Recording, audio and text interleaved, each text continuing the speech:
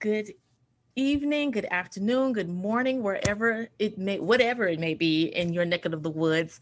I am so honored and delighted to have such a phenomenal group of ladies, and I do mean ladies, that's going to be gracing us today. I want to welcome each of you to the platform. You're listening to Conversations in the Nick of Time. I am your host, Nikki Roach. On this platform, we focus on leadership excellence and leadership accidents, knowing that we need both of them to be successful in our journey. And I always say you have everything you need to be successful. It's just a matter of tapping into it and you defining what success is for you, not according to the world. Well, want to also give a thank you for helping us set up this whole platform. Sparkman Pathway to Careers, KSTL Jubilee 690, and Covenant Exchange. I could not be more ready for this conversation. I want to also remind you this is the day that we yield the floor to our guest host. And our guest host is Fay Fleming. You are very familiar with Fay by this time, but just in case you don't know, she is the founder, the brains and the body and the beauty behind Business Performance Company, a national market researcher, Fortune consultant, strategist, author, speaker, mom, and just a dear friend and a lady of grace. So I want to plug that in too for all that we talk about today. Faye, how are you? I am blessed. I'm so excited about this particular show. And I just wish that I had seen this show when I was 18. That would be me as well. And I'm going to yield the floor right to you to get us started with our segment. Okay. So And thank then, you. yes. There are many women who still believe the myth of women don't support each other. Mhm. Nikki Roach is a living testimony to someone who is not only willing to share her light, but willing to instruct and to mentor as she shares her light. So we're going to do our feature at the end of the month, as we have for the last 3 months, called Real Business, Real Solutions. Tonight, we will be focusing on leadership. And we will look at three different stages: how you start as a leader, as well as the middle ground, promotions, moving to the executive phase. And then once you get there, how do you stay there? Yes. Which brings me to my guest tonight, Miss Deborah Patterson. So, for many people who live in the St. Louis area, this is just a repeat. For those of you who have never had a Deborah Patterson experience, Ah. buckle up. A little bit about Deborah Patterson. She received her Bachelor of Science degree as well as her Master's of Arts degree in Political Science from the University of Missouri St. Louis. She also participated in Harvard's Kennedy School for Senior Executives in State and Local Government. She retired 5 years ago as the Vice President of Global Contribution and Employee Engagement at Monsanto, which is now known as Bayer. Prior to joining Monsanto, she was the Chief Executive Officer of the American Red Cross of Eastern Missouri. She is well known for having a very articulate, clear voice in our community. She's also very active in the community, serving on local organizational boards, which include Barnes Jewish Hospital, St. Louis County Library Board, Pulitzer Arts Foundation, and Delta Dental of Missouri. Welcome, Deborah.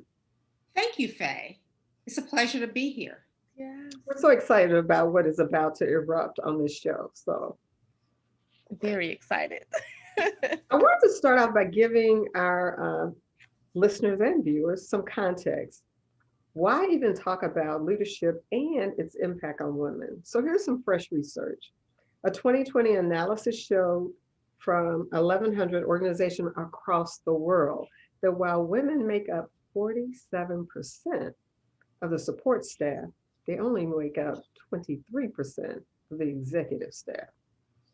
And then if you pull that back from a global view to the United States, despite a record number of 500 Fortune 500 women CEOs in 2020, there are still nearly 13 companies run by a man for every company run by a woman. In the United States, again, 47% of the labor force is female, but only 40% are even at the first line manager role. 2019, white women held almost a third of all management positions. Women of color, not so much. Latinas, 4.3%, Black women, 4%, Asian women, 2.5%.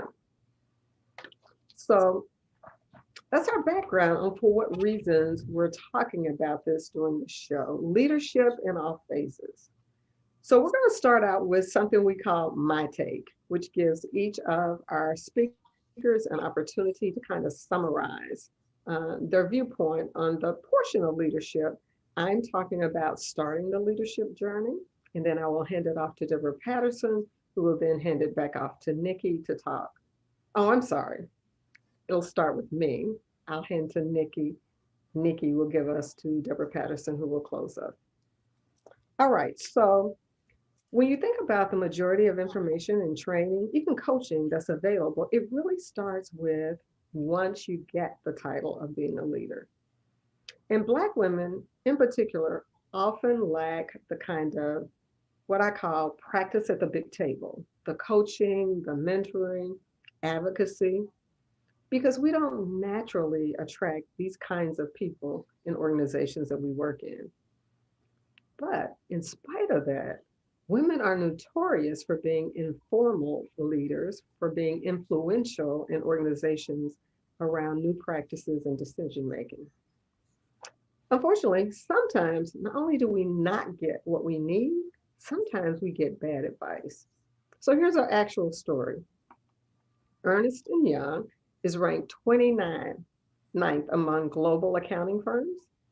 In 2018, they conducted a day-and-a-half seminar specifically to equip their executive women in leadership. Some of the advice that they included in this day-and-a-half seminar: when women speak, you must not speak in a shrill tone. Advice number 2, clothing must flatter, but short skirts are a no-no. And the last point, if you want men to focus on what you're saying, then you must be very careful not to show skin. You listen to this and you think, wow, it's like coaching women to be the best someone else that they've never been, right?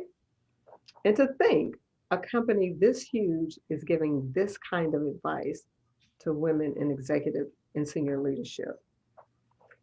From my point of view, my take is you can maximize your success by starting before you start a leadership position.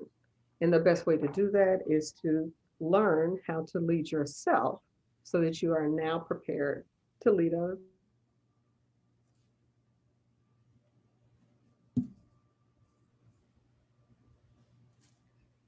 All good.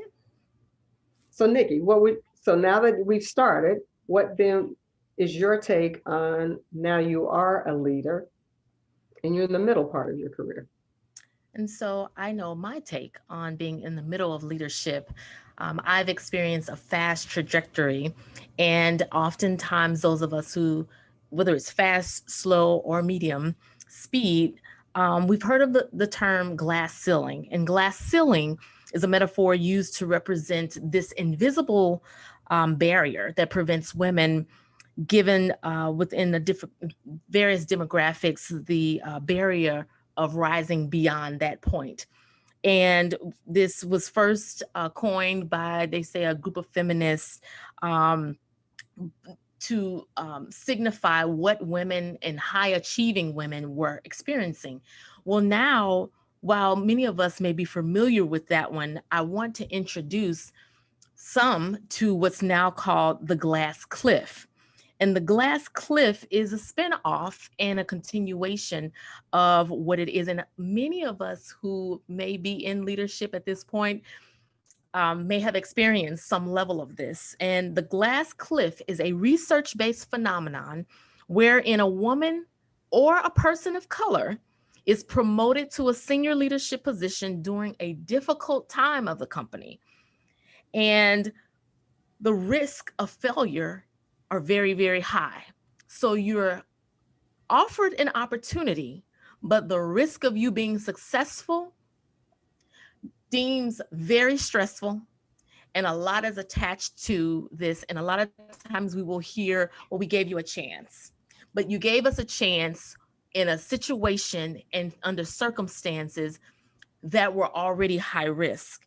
And so, again, while we have the glass ceiling, which causes us to experience barriers once we reach a certain level, there is now what's called the glass cliff, in which we slide off of.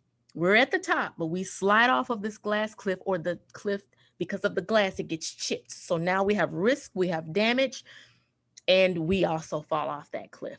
And so there's a lot of ways that we can explore as we move forward in regards to how do we begin to prevent that, or we also set up some boundaries, but also some expectation. And as I was saying before we got on the air, how do we create community? How do we create advocates, um, um, mentors, sponsors? All of that falls into this place to keep us, one, from moving beyond the glass ceiling, which for women of color is called the concrete ceiling. And then we have the glass cliff. And you know what, Now, Nikki? The thing about that is that it's ironic that the company cannot lose, right? Because even if the company promotes you or promotes Deborah and you fail, the company is still perceived as being progressive and inclusive. exactly. Now I want to turn it over to Lady Patterson. How are you? I am really well, Nisi. Now, here's my thinking. So you got a cliff, and the question is, how do you mitigate risk? Mhm. How do you mitigate risk?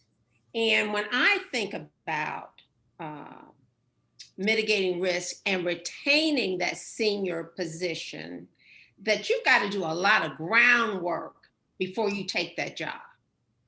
A lot of groundwork. So you need intelligence.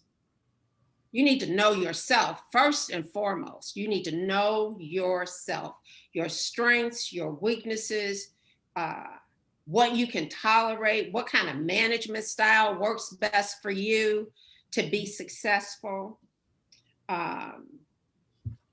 You really need to understand in that position, how deep is your learning curve? You got a short learning curve, you got a deep learning curve, and because that matters. How long will it take you to get to a place where you can be productive? What happened? What brought on the crisis?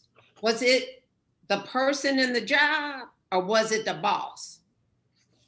I'm just saying, the person in the job could have had all kinds of good ideas, but they were quashed by their boss. So you really need to dig into what happened there. Were there adequate resources, both human and financial? What about the team? Mhm. Is it a team that has the skills that are needed to be successful? Who has whose back? Is there somebody on the team that said, oh, I should have had that job? So now you know you got a problem that you got to deal with, right? And then you have to understand your boss's leadership style and whether that's going to work for you. Like for me, nobody gets to raise their voice at me. So if you're a voice raiser, a hollerer, I can't work for you. So I put some, stakes in the ground around what I'm going to tolerate. You need to understand how long you have to turn things around. Will you be able to bring on your team, or will you be handicapped? And then the other thing I would say, who has your back? You need to know who has your back. Who are your allies? So if you hit a snag, who you gonna call, right? And I also think that women in particular have to be bold, have to be brave. You have to ask for what you want. Mm. You don't wait for somebody to say, well, we're going to give you this. You say, this is what I believe I need to be successful, including coaching and mentoring. Because most successful executives have coaches, they have mentors. So we should be bold. We should ask for what we want while we're in a position of power to get it. Not after you're on the job, but when you're in negotiation. Interesting. And you know what, Deborah, that's all circles back to your first statement about you need some intellect, you need some intelligence. Mm-hmm. We do research all the time, and what we find is that especially white males, they walk in the door saying, oh no, I gotta have an executive coach. Oh no, I must have a blah, blah, blah, blah. But if you come in as a first time manager or leader, or maybe you even have now been promoted to a senior level, if you don't get that table stakes, Mm-hmm. everybody is asking for this and getting it. You can't negotiate your best start, and your ending will look a lot like the way that you started. If I could jump in, there's some questions that I would love to ask if you're okay with that. Absolutely. Okay. One, you mentioned determine your learning curve. Mm-hmm. If you can unpack that just a little bit for us, I know what that means, but a lot of times we know that after we are knee deep into the job.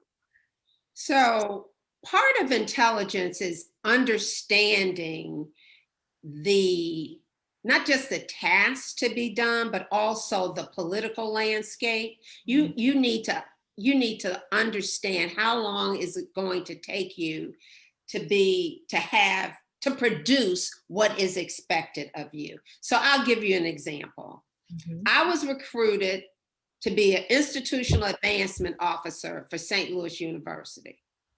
Okay. I don't know nothing about institutional advancement. So I thought my learning curve will be steep. Their expectation for results would be short. So I said, oh no, this is not for me. Okay. I'm not setting myself up for failure. So I'm not taking this job. I suggested to them that they get someone with more experience that had the institutional advancement experience, because what they didn't understand, in my opinion, that it wasn't just FaceTime with donors. It was about strategy development. It was about figuring out the systems to support an advancement program. I didn't know any of that. So my learning curve would be so much steeper than the person that had done that job before. And I valued my reputation, as a successful, get stuff done woman, that I wasn't about to take on something where they're sullying my reputation when it was really, they shouldn't have hired me in the first place. So that's what. And you know what? I think that what's really important there that people can walk away with is the power to say no. Yeah. To say, no, this is not good for me, or this is not a good fit for me, or no, this is not a good time for me. I think people feel a lot of pressure, especially women, right? We heard the stats to say, okay, there's the common wisdom is that if they offer you a promotion and you don't take it, the punitive backlash will be, it'll be a long time before they offer you something else. But what's more important is picking something that you can be successful at. And so I hope people hear that and give themselves permission to say, no, I know me better than anyone else. I know what I need. I know what would be good for me at this point in time in my career, and to do what's best for you. Absolutely. Self first. Yeah. And I love how both of you have brought out the fact, because we talk about personal brand so much, and we think it's just being busy and moving and bouncing and on the next wave of what's trending. But I love how both of you have called us out to recognize that every offer is not a yes. And that's, for those in my, Gen X on down, we're so quick, like we want stuff so fast. But it takes years to establish that work. And you don't, I hear you. You're not trying to set yourself up for all that to be dismantled by something that, as you said, know yourself, have a sense of intelligence, determine that learning curve. Like I'm hearing in my ear, be honest first with yourself, then with the other people. It's not the last and only offer that you will ever get. It will be As a if you matter of- take that job and you fail. It might be a long time before you get another one. That's so true. So true. So true. Then there is you mentioned acts about expectations. Yes, absolutely. You need to engage with your boss, whoever's going to be your boss, about expectations, whether that is a board of directors, the executive committee, the chairman of the board, or if it's a senior vice president. You need to get clarity around expectations. You need to get clarity around timing. What are you expecting me to do by when? A turnaround in 90 days, someone says turnaround in 90 days, and you can look and say, oh my God, I don't know. And then you can say, how do you expect me to turn this around in 90 days when the last person that was in this job couldn't turn it around in 3 years? That's what I would say. You know what? And as a follow-up to that, I think that it's critical for you to know something about the culture of the organization and have an inkling about what the unwritten rules and the unspoken relationships are. Because before you can do this step that Deborah just gave us, which is critical, you have to know to whom you direct which questions to. Yeah. Because the questions you would ask a board member, very different than the questions you would ask your immediate supervisor or even your peer groups of colleagues, right? So not only do you need to know what to ask, you need to know how to ask and to whom you put these questions to actually get a sense of, is this something that you can and are willing to do? And as Deborah has said, sometimes you walk away and it's the best thing for yourself as well as for the organization. Okay, Faye, I'm going to turn it over to you in just a moment. It is you, but I just wanted to, there were so many great points. And thanks for also both of you commenting. Who has your back, you ask? Who will you call? Who can you call? How important is that? Well, I think it's incredibly important, and building relationships and building capital with people within your company or organization so that they know you, they trust you, they respect you, and because of that, you get some grace. You get some grace. So if you take a job and no one knows anything about you, you had your head down, you've been working real hard, and no one knows you, you have no one. You have no one to call. So you can't just say, if I keep my head down, I do a good job, that's sufficient. It is not sufficient. You have got to have relationships, because successful people have relationships that support them when they're in good times and when they run into a little snag. So relationship building is critical. That word that you're using, Deborah, capital, is critical from my point of view because people understand that if you don't already have cash in bank, it doesn't matter where your ATM card is because no matter what machine you stick it into, there's no cash coming out. It's like that whole thing about the best time to dig a well is before you need the water. Absolutely. So in the formative stages, before you ever get the title, first learn how to lead yourself. One of the key ingredients is you got to build your bench. You got to have people inside and outside of the organization for whom you've already made an investment, that there's always some cash in bank so that when you need help, advice, trouble, or somebody to throw in an IOU in on your behalf, that debit card will actually work. Yeah. Last thing before I let go of the question, you mentioned be bold.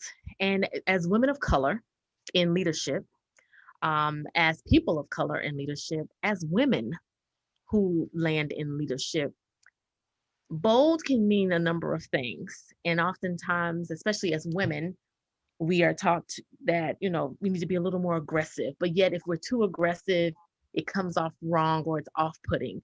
We need to speak up. If you don't speak up and you're too soft spoken, you're not engaged. If you speak up too much, you're too aggressive, you're too involved.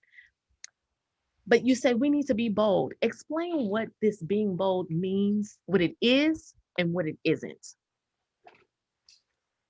Being bold, in my opinion, is finding your voice, and your voice might be different than mine. And I often say to people, you may not be able to say what I say. Be yourself, find your voice, find a way of getting your point across. So I'll give you an example. I joined Monsanto and I said, oh my God, I'm going to be with all these scientists, all these smart people. They're so smart. They're just so incredible. So I'm sitting in the room and there's a meeting and this guy goes, I think such and such and such. And this one, and I'm thinking, I thought that too. I think this, I thought that too. So the next time it came up, I said, well, here's what I think. And they said, oh, yeah. I said, yes, that's what I think. So it gave me, I had the confidence to find my voice.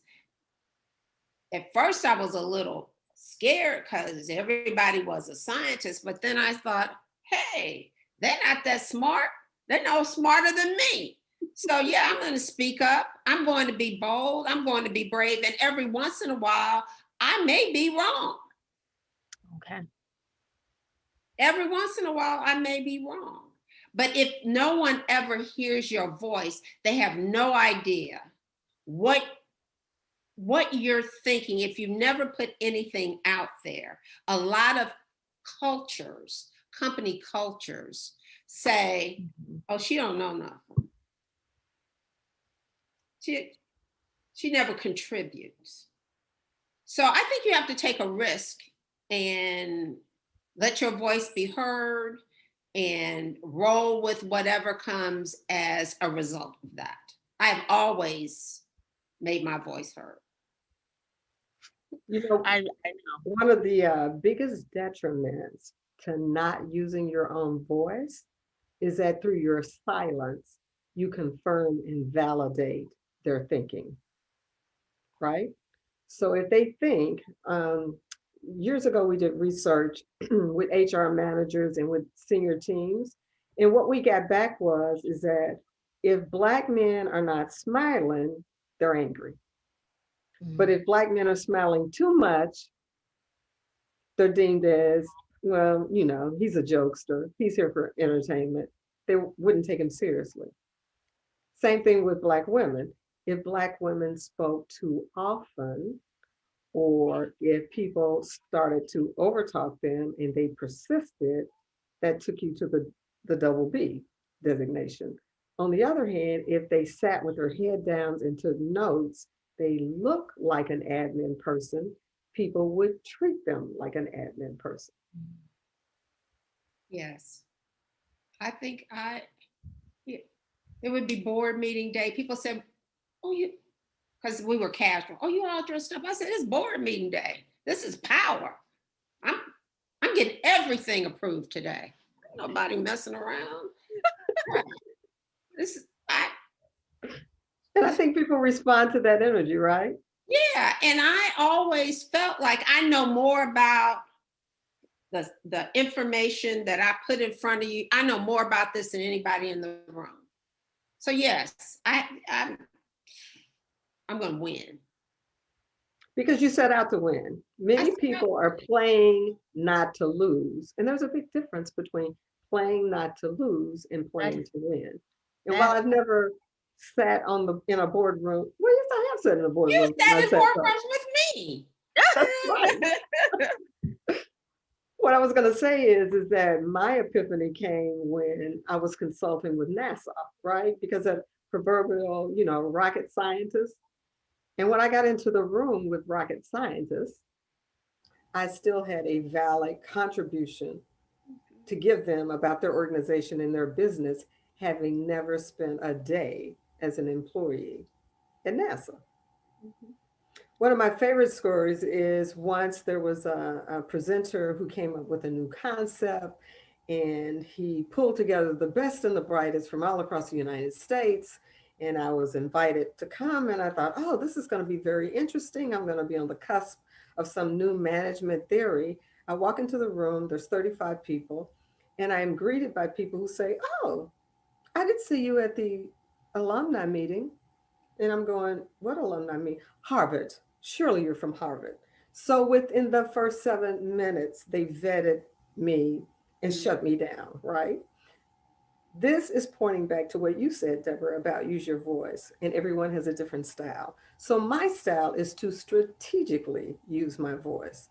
So once everybody discounted me in the first 7 minutes, we're in this crowd of 35 people, the presenter starts giving this theory, this new concept, and he then asked for feedback. And the Harvard people, the Stanford people, they're giving some feedback. And I just waited. In the middle of it, I stood up and said, well, you know what? It sounds like this theory will work really well if you did A plus 1 plus 2 and then crossed it with X. And the guy got really excited. He said, oh, I never thought about it that way. And for the next 9 minutes, this presenter had a one-on-one conversation with me, and I kept innovating and applying his new concept in different fields of study. And at the end, minute number 10, I sat down. So for me, that was my epiphany of no matter how we are vetted, how we're looked at, how we are characterized before we ever open our mouth, just by walking in, back to what Deborah did, you got to know your value, you got to be steeped in it, you got to understand it. And for me, strategically know when to launch it. Yeah, I know there is an occasion I remember a few years back with an organization I was serving and helping out with. And it was all of leadership that were called into an emergency meeting. And we were dealing with an issue that needed immediate attention. But the question was, do we just put out a little blurb about it to acknowledge that we know what's going on and we're going to address it, or what other ways can we approach it? So the chief communication officer opted to say that I've already discussed the matter with my team. We've come up with this strategy, and the strategy was to create a blurb and put this blurb in a publication and also on, social media and all that to acknowledge it. And I'm the only person of color. I'm the youngest, probably the most green out of all the leaders. And we're sitting in this mahogany laced conference room. And out of nowhere, I just lift up my head and I said, I'm going to push back on this recommendation. And everyone was kind of like, what? Because I didn't really speak often. And so I get how using it strategically, to echo you, Fay, I get that. But then, Deborah, I also echo you to where that confidence came, but I knew what I was talking about. And I have realized when I don't prepare and do the homework, and sometimes that means I have to double down and do some stuff I'm really not trying to read about, but you better know something. And this time I knew enough, but I also, it meant something to me, going back to knowing your values. So for me, because of my value and my knowledge, the confidence was there. And I realized it's not, I can't wait on the confidence. I have to build the confidence. And it took me a while. I'm still learning that in my career. But in that instance, I pushed back. And do you know, they end up taking my recommendation, which was not popular, but everyone from the president all the way down to some of the others who I did not engage with as often either called me, sent an email, or popped by my office and said, "You were right. I was thinking it, but I didn't think, I thought maybe the other, basically the easy way would be the best way." And that grew me up so fast in that moment when I realized no one wanted to go against what the leader was saying, but here we go. So now I have learned, listen, but speak up when it aligns You with were brave. value. You Yeah, were brave. yeah. You were brave. And your braveness and boldness came from it came from knowledge. It came from knowing uh, your knowing the field of study. So you could be brave. You could be bold. Absolutely. And we all need to know and do our own homework to come up with what do we need in order to be bold? What do we need in order to seamlessly be courageous? What do we need to not only have a voice, but to use it? And when you do use it, you leverage up the conversation or you bring some relevant contribution to the conversation. So this has been wonderful. We've had a lot of great stories. I don't want us to end without having some solutions, some ways to get started. So I'm going to start off with in launching your career. The first thing you want to do is to start with a personal brand assessment, which is what Deborah said about you have to know yourself. And then once you assess yourself and your potential to be a leader, you need to do your own work to clear that out and figure it out for yourself. You know, develop a leadership blueprint, understand your philosophy, your values, your beliefs, and the goals that you would have as a leader, so that that way you end up being steeped in what I call your authentic leadership style. And back to what Nikki said, is work. You should expect to do the work.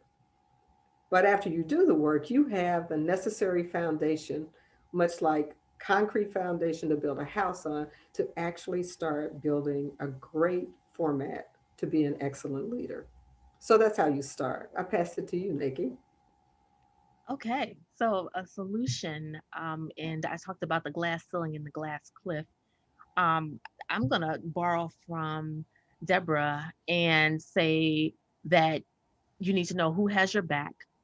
You need to have someone to call. You also need mentor and sponsor. There is a difference between mentorship and sponsorship. I always recommend having at least three at all times, which is your own personal cabinet, someone same sex, same gender. I mean, same gender, same race, someone same sex, different race, opposite sex. So a man. So for us, it would be um, another sister. It would be someone who is of another race, but still a female, and then a male. And what I have found, and it has not failed me for many years now, you can present the same exact issue, concern, or victory to each of them, those three, and they will each give you a different perspective. And I like that because it causes you not to lean into one person kind of giving you and dictating to you how they did it. And you take that and run with it. As you were saying earlier, know your own voice, Deborah. This allows you to establish your own voice because you have these three perspectives. And how do I fit into this? Even though it's all wisdom, how do I insert myself into this? And it has really worked. And the higher you go, I've heard the higher you go, sometimes the lonelier it gets. And I think there is some truth, but yet it's not true. Because as you begin to develop these relationships, I think you have to be more intentional about who it is that you allow to pour into you, but also making sure you don't give out and never replenish. I know we talk about this a lot of times. There's a give and a get. And as you're in this place of, we're talking about the glass ceiling, the glass cliff, you're not going to know it all. I had to learn that you're not going to know it all. Ask questions. Actually, I'm learning great leadership is about asking the questions, because a lot of times we think we're running in, rushing in, we're solving it. And right now we've got so many demands and pressures coming at us in leadership, and all of these different expectations from different stakeholders, because now people are so involved, whether they're a part of the organization or not. You've got to know who you are. You've got to know who your voice, all of that. But that community, it goes back to that community, or back to that. I know some people say tribe or my sisterhood, sisterhood, all of those acronyms. You need to tap into that, men and women.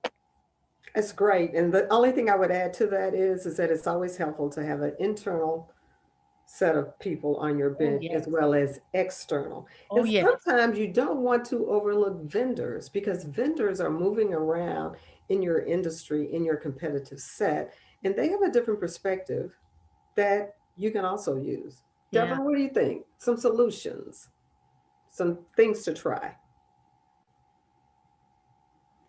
Unmute.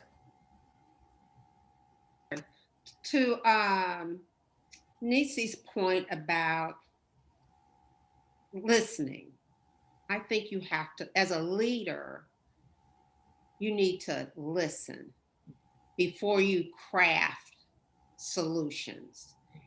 And I agree, you need to ask questions. I always ask why. Why is it that way? Why can't it be this way? Why did you do this? Why did you do that? How could you do that differently? So you're forcing your team to think.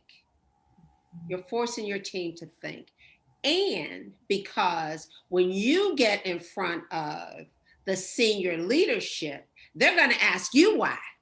Why is it this way? Why is it that way? Did you think about this? Did you? So, listening and asking questions to inform and prepare to make your case for whatever it is you want to have happen is critical. Data, data, and more data. Okay.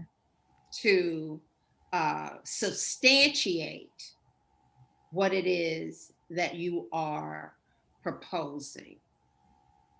So people say, oh, they can see into the future. That CEO, he knows everything about the future. No, he's reading trends. He's reading trends. He's understanding what's going on in that market. He's a futurist because he's taking this data, processing this data, and developing strategies. And that's what you need to do at a very senior level. Well, I think that's what you need to do when you get to be a manager. Right, because it builds your brand as someone who consistently will have strategies and thoughts and suggestions that are based in something concrete. It's not just because I thought it up last night. It is because I have a reputation for being credible and trustworthy, and I don't bring it unless I have documentation, some factual, something other than my gut to the table. And the other thing, and I only bring things forward if I know I'm going to win. So I do all my legwork beforehand, and I'm talking to the people that are making the decisions, and I'm running this by them and saying, so what do you think about this? And then give me a little input, make a few changes. What did you think about this? But if five out of seven of them say, oh, well, I don't know, I'm not ready. Know when you're not ready. It's not ready. It is not ready. You haven't convinced. This is not ready. You got more work to do. And here's a key element to that is that it goes back to what we were talking about earlier, that you have to build substantive relationships ahead of time.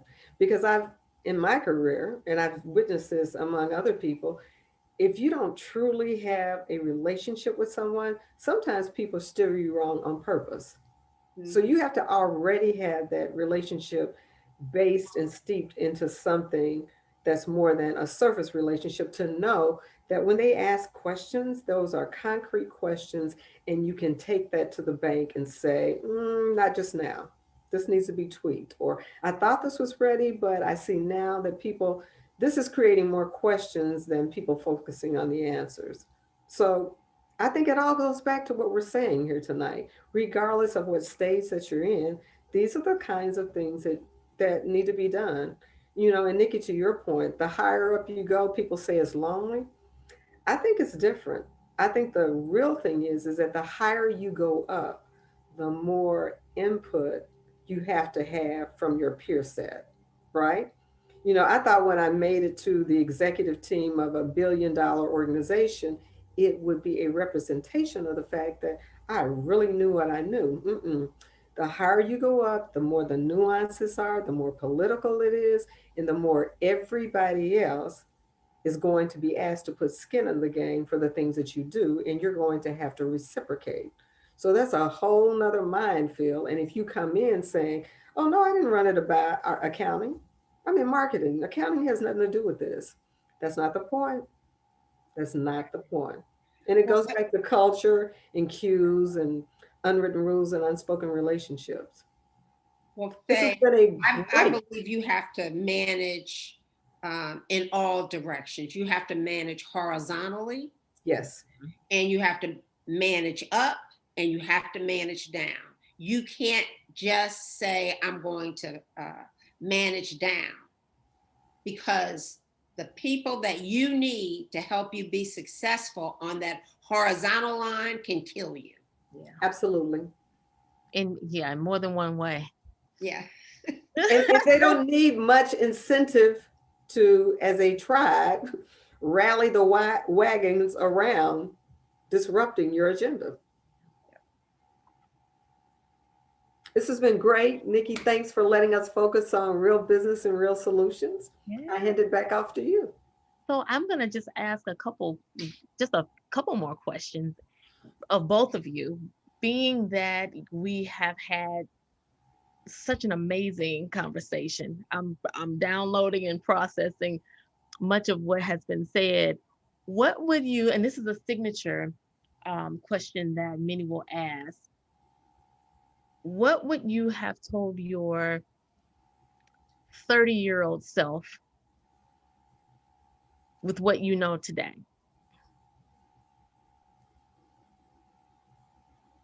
I would have said, thoroughly understand the culture, the environment, how you get a reward, how you get a hit, the task, the mechanics, your expertise. All of that is a clear way for you to know whether or not you're ready. But I don't care how expert you are, if you don't manage that other periphery of relationships in politics, in company culture, it doesn't matter how smart you are. Smart people with great ideas are being fired every day, are being sabotaged every day, are being held back every day from being successful because they did not understand team ball and they didn't play. Interesting. Thank you.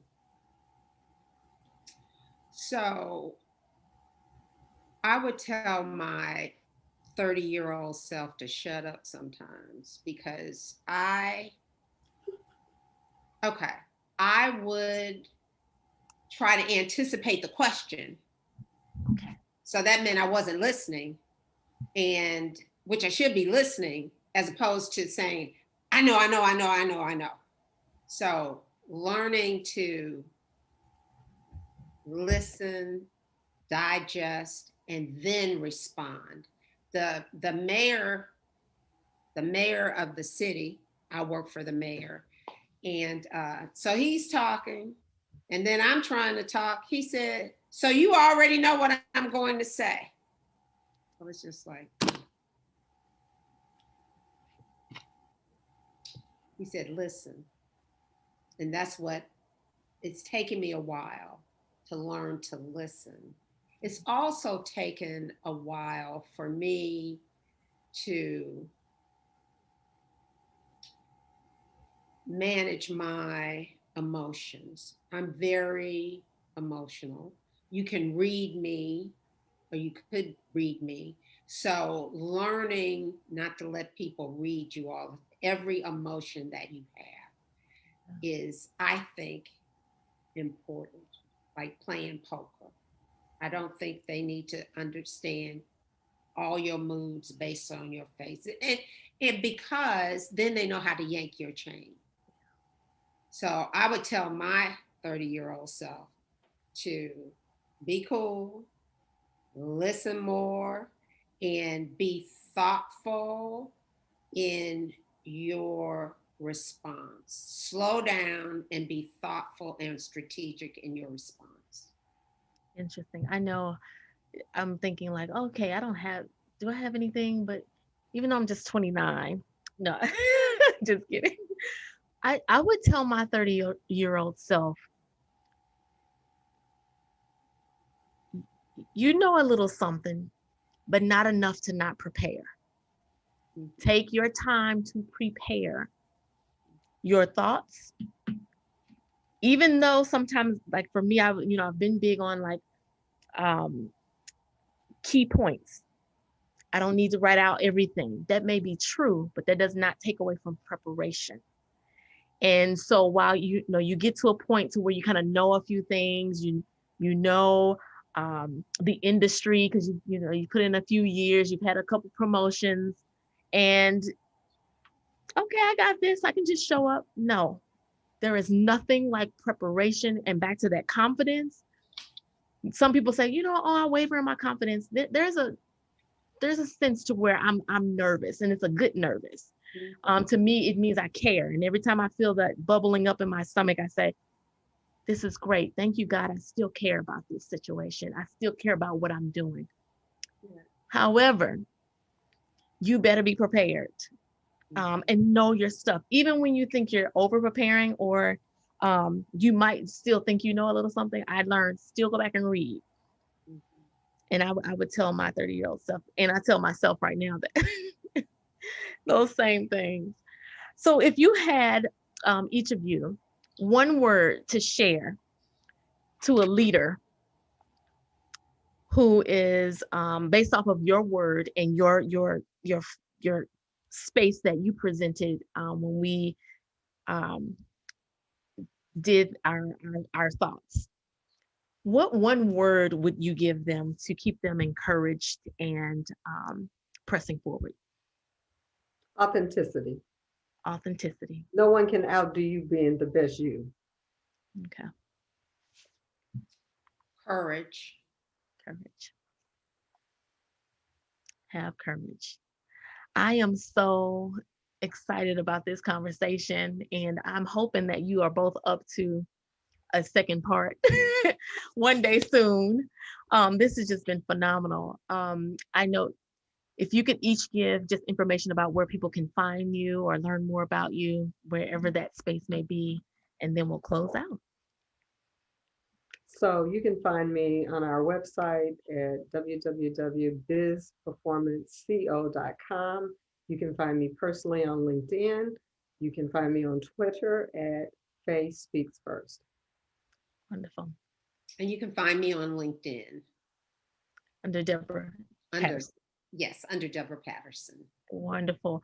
I want to thank Fay Fleming and Deborah Patterson for joining us here on another Conversations in the Nick of Time. Now, this one truly was in the nick of time because I know you are listening, whether you're a leader by title or a leader by presence and mindset. We all have a role to contribute, but we've given you some tools and some insight in this wisdom I am basking in. And I know I don't even have to ask this time. I know something has been said to assist you along the way. We've given you something for your head. We've given you something to fill with your heart. Now you have something for your hands to do. So we charge you to go out and do it and be the best you can be in it. Remember, you have everything you already need to be successful. It's a matter of tapping into it, living out success as you define it, not according to the world. Until next time, we want you to go be good, be great, and we'll see you next time. Thank you to Sparkman Pathway to Careers, KSTL, Jubilee 690, and Covenant Exchange for your continued support. Salute.